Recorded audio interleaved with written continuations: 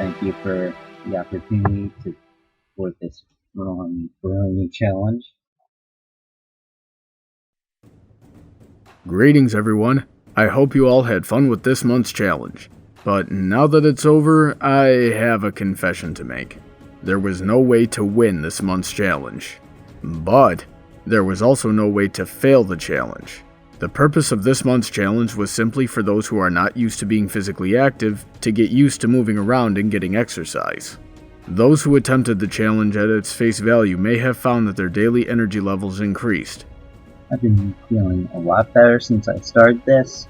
What I have been doing is my cardio dancing, which is half an hour of intense dancing, which gets my heart rate up. I'm doing all sorts of movements. I feel great afterwards because all my hormones are, all those good hormones are coursing through me. Kind of hard to get myself motivated, but as soon as I started, didn't really stop. I went through the routine every day, say 2 when I was too fatigued to do anything productive, but in those 12 days, I got a lot accomplished. I mean, I started with 50 jumping jacks, 50 squats, which I'm pretty sure at that time that I was doing incorrectly, 22 leg lifts, I think, and then no push-ups and no crunches. And I accomplished some of everything, whether it be in perfect form or not. It's still more than I had done before. Initially, I got a lot of comments and messages saying that they would participate in the challenge, but were worried that they weren't strong enough. If I remember correctly, this was the whole point of the challenge in the first place, and that if they had any concerns like that, to let me know so I could try to help them. Meet Rhiannon. She wanted to participate in the challenge, but due to a number of physical handicaps and disabilities, couldn't do the original exercises. Here, I'll let her explain it to you. Hi everyone, my name's Rhiannon.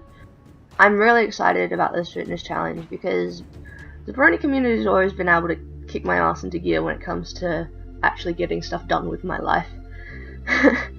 So the issue with it, and the reason I'm making this little video first, is that there are most of the exercises in the warm-up that Brawny has suggested I can't do.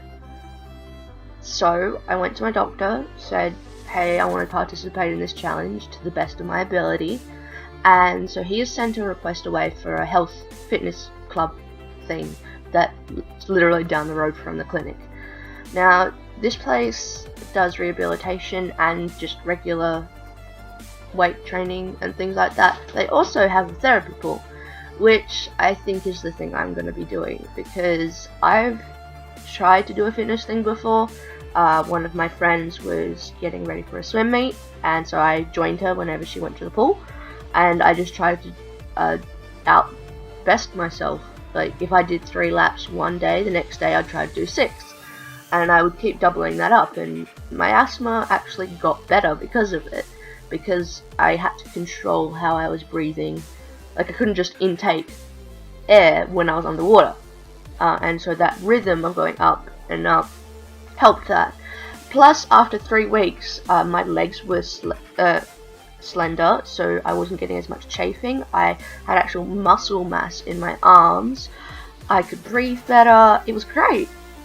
So I think that's what I'm going to be doing, and I will be pushing myself each time I go. I just have to go get a membership to the local pool. But you know what? I'm ready for this. I'm really psyched. So I've got the registration forms to go to the local swimming pool, and we'll be handing those in once I get paid. I've been looking up some workouts that I can do and incorporating that with some yoga that I can also do. It actually took a while to find things I could do, so yeah, bit of an achievement there. This is what I was talking about in the introduction video of not worrying about your current limitations or what's happened to you in the past. I freely admit that not even I was able to get the full set of 50, and the set of 50 used to be my gosh darn morning warm-up. However, most of my muscles woke up and I was able to get up to 100 for the other exercises, but that's because my abdominals and my legs have always been naturally strong.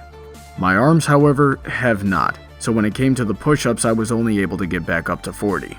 Regardless, the principles for getting good at push-ups apply to all of the other exercises.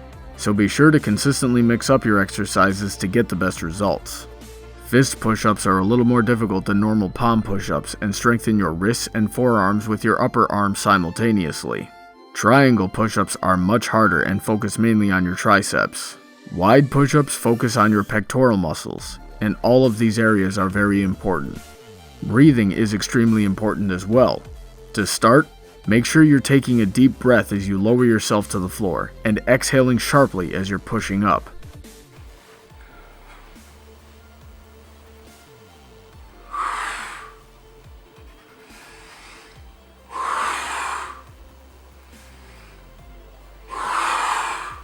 When you've got the hang of that, take one long breath, inhaling and exhaling for 6 to 8 push-ups.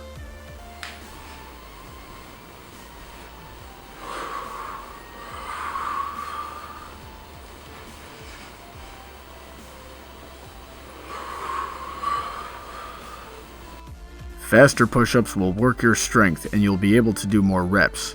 However, you can also build your muscular endurance by doing a few push-ups really slowly. This will also give you a chance to focus on your form and breathing, making sure you're getting it right, and building muscle memory to quicken the progress of your future exercises. You should also be mindful of your diet. This was another weakness of mine, especially because I like to eat and have an uncontrollable sweet tooth. The trick for most Americans and citizens of other well-developed countries is proportions and balance. So don't just eat meals consisting of one food group. You have to try to get a little bit of everything on a smaller plate. At first, you'll probably feel low on energy as your body gets used to taking in and running on less fuel. It will be very tempting to eat more anyway, but I've found that the best thing to do in this situation is to keep myself busy and distracted from the thought of food. I've lost some weight this month as a result of combining smaller proportions with the exercises. So what happens now? Well, that's simple. We keep going forward. February was just the warm-up, but that doesn't mean you should stop just because the challenge is over. It's important to keep doing these exercises every day. And the more you keep to an exercise routine, the better shape you'll be in, and the more you'll get out of life. Some further good news is that this first month's challenge was probably going to be the hardest, but since there were so many people worried about not doing well in their participation, as I expected to happen, I'm changing up the rules a little bit. Now the grand prize will go to whoever simply shows the most progress from now to June, regardless if they competed in all 5 months. The challenge for March will be to find a physical hobby that you used to do or be interested in and do your best to get back into it. Be it a sport, a craft, fitness related, anything really, as long as it's physically active. Additionally, I highly encourage you to bring a friend or find a group within your town that's dedicated to whatever it is you choose to do. I will be getting back into my fencing. And as always, make your first submission to me as soon as you can. I would like to know what you plan to do and how you plan to do it. I'd also like to see you trying it again initially so that we can mark your progress at the end of the month. Make your second submission demonstrating your progress by the end of March, and if you have any concerns, feel free to message me or comment, and I will try to help you. Good luck everyone, and remember, your past is not today.